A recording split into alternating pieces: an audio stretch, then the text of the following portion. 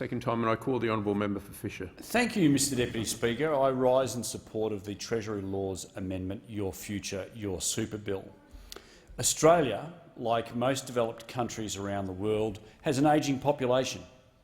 It's never, ever been more important than it is today to ensure that we have a system which will adequately support Australians in their retirement in the decades to come. The good news is that on the Melbourne Mercer Global Pension Index, Australia is ranked as having the third best retirement system in the world. As it stands, the system is pretty good, but it could always be better. The world has changed in the past 30 years. I don't need to tell you that, Mr Deputy Speaker. Today, the average Australian employee changes jobs 12 times throughout their career. In fact, just in this chamber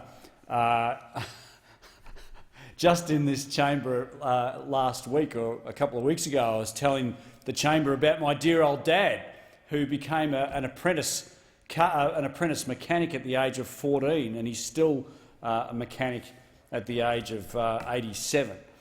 So, in his day, when you went into a line of work, there you stayed. But today's day, we anticipate that employees will change their job 12 times over the course of their working lives. With each job change comes the need to designate a super fund for the new employer for them to be able to contribute to. Indeed, thanks to the reforms of this government, more Australians than ever before are able to exercise that choice. Unfortunately, all too many do not nominate their existing fund when changing employers. There are as many as 10 million unnecessary duplicate accounts, making up a third of the entire superannuation system in this country. Every additional account introduces another set of fees, which can be as high as 2%, costing hundreds of dollars a year, at a minimum. Just as damaging, the default funds provided by many employers are far from the highest performing, and workers' hard-earned money, which ends up in these lower-performing default funds, are not delivering the returns that Australians deserve. This bill will go a long way to solving this challenge and delivering billions in additional super savings to Australians over the decades to come. Schedule 1 of the bill provides that where new employees do not nominate a super fund, the employer will be required to contact the ATO to ascertain what the employee's existing fund is. Now, those on the other side of the House, they might call that red tape. We call it sensible regulation, and I'll tell you why. The new employers will then have to make their contributions into the fund that the ATO advised them about. This will prevent millions of Australian employees from accidentally racking up multiple new accounts, and it will save them each hundreds of dollars a year in fees. This is sensible reform, Mr Deputy Speaker. But unfortunately, not all super funds are equal. You know that, I know that. In 2020, the best-performing funds, including UniSuper and Australian Super, delivered 5-year returns of between 7% and 9%. The worst-performing funds, like AMP and Zurich, delivered returns of between 0% and 2%. In fact, investors in AMP's Capital Dynamic Markets Balanced Fund actually lost money. At the end of their career, an Australian worker in the worst-performing funds will be hundreds of thousands of dollars worse off in retirement than the same worker in the highest-performing fund, despite saving exactly the same money. We need healthy competition among super funds to drive down fees and to incentivise maximum return on investment. This is not rocket science, Mr Deputy Speaker. However, at present, unfortunately many Australians end up simply accepting the default fund of their first employer and they never change it. Currently, there are as many as 3 million accounts in these underperforming funds, totalling as much as $100 billion of Australian savings. We must do more to ensure that Australians have every opportunity to escape poorly performing funds, and that fewer ever enter funds that are consistently letting down members. This bill achieves both of these ends by mandating that APRA will conduct an annual performance test of superannuation products to set an objective benchmark for what constitutes an unacceptably poor return for a fund.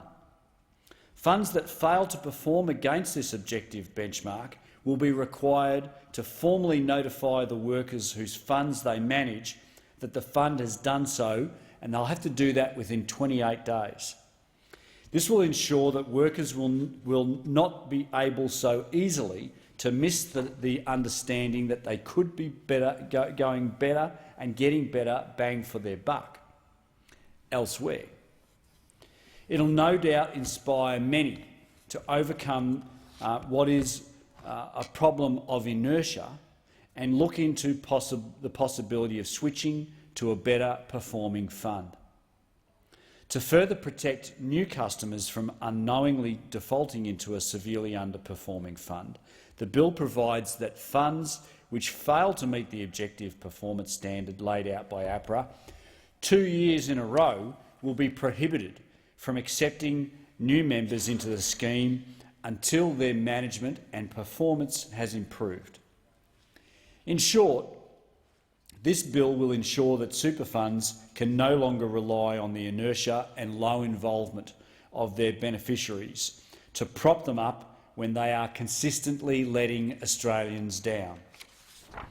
In total, its provisions will leave Australians $14 billion better off over the next 10 years. Finally, Schedule 3 of the bill will clarify trustees' obligations and make sure that they are doing the right thing. Despite the noise created by members opposite, the bill will in truth simply ensure that trustees have an obligation to act specifically in the financial interests of members rather than any other interests. What we call fiduciary obligations, Mr Deputy Speaker. As recommended by the Productivity Commission, it tightens up record keeping and transparency obligations and ensures that APRA can make additional regulations where it's necessary to hold trustees to account. While we're improving the financial performance of super funds and ensuring that workers have more and better choices, Schedule 3 of this bill will help stamp out some of the poor management practices uncovered by the Financial Services Royal Commission. Deputy Speaker, the implications of this bill could not be more wide-ranging. Almost all of us have a superannuation account. The super pool of $3 trillion is by far and away the greatest investor in this country.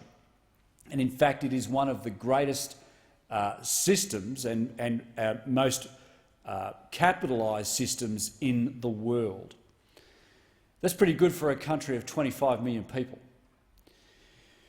More effectively run super funds, Mr Deputy Speaker, making better investments means more efficient use of the capital available to us, and it means a better functioning economy.